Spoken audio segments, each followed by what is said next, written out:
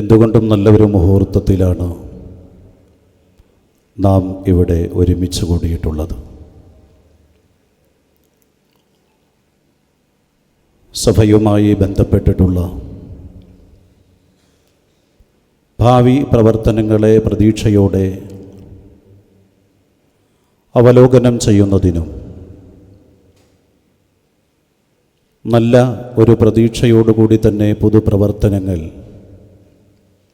അതിന് തുടക്കം കുറിക്കുന്നതിനുമാണ് ഇത്തരത്തിലുള്ള ഒരു വേദി ഇവിടെ ഒരുമിച്ച് കൂടിയിട്ടുള്ളത്. സത്യത്തിൽ സ്നേഹോഷ്മളമായ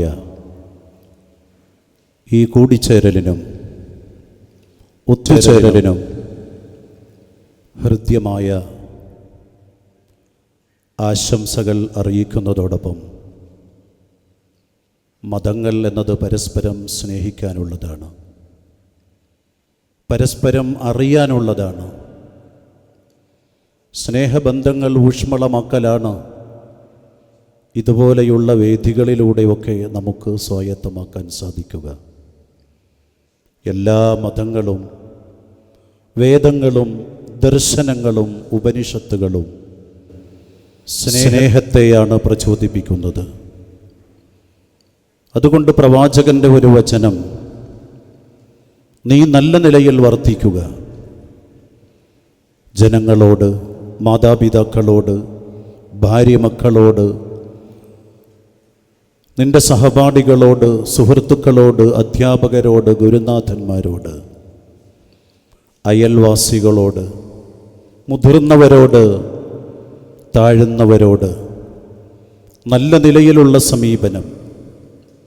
ആ സമീപനമാണ് നിൻ്റെ വ്യക്തിത്വത്തിൻ്റെ ഏറ്റവും വലിയ വ്യക്തിമുദ്രയെന്ന് പ്രവാചകൻ്റെ വാക്കുകൾ നാം ഓർക്കുമ്പോൾ എല്ലാ മതങ്ങളുടെയും അടിസ്ഥാനം ഊഷ്മളമായ സ്നേഹം പരസ്പരം കൈമാറുക എന്നതാണ്.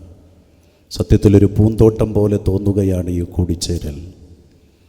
ഈ സഭയുടെ അകത്തളത്തിലേക്ക് കടന്നു വരുമ്പോൾ വ്യത്യസ്തമായ ഒരു കാഴ്ചപ്പാട് ഇത് പരസ്പരം നമ്മുടെ ബന്ധങ്ങൾ ഊഷ്മളമാക്കുന്നതിന് കാരണമായി തീരും.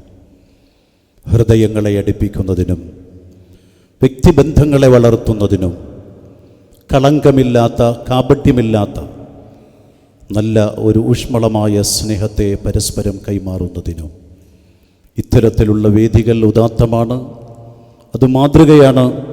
തീർച്ചയായും ഇവിടെ തുടക്കം കുറിക്കുന്ന മുഴുവൻ സംരംഭങ്ങൾക്കും ജഗദീശ്വരനും ജഗന്നിയന്താവും കർത്താവുമായ തമ്പുരാൻ എല്ലാവിധ വിജയങ്ങളും നൽകുമാറാവട്ടെ എന്ന് ആത്മാർത്ഥമായി പ്രാർത്ഥിച്ചുകൊണ്ട് ഈ വിനീതനെ ഈ പരിപാടിയിൽ ഉൾപ്പെടുത്തുന്നതിൽ വളരെ കൂടുതൽ ശ്രദ്ധ ചെലുത്തിയ ഇടത്തെ സഭയിലെ മേൽധ്യക്ഷൻ അച്ഛനടക്കമുള്ള മുഴുവൻ പേരെയും മുക്തകണ്ഠം പ്രശംസിച്ചുകൊണ്ടും നന്ദി അറിയിച്ചുകൊണ്ടും ഈ പരിപാടിക്ക് എല്ലാവിധ ആശംസകളും അറിയിച്ചുകൊണ്ട് വിനീതമായി എൻ്റെ വാക്കുകളിൽ നിന്ന് വിട പറയുകയാണ്. നന്ദി, നമസ്കാരം.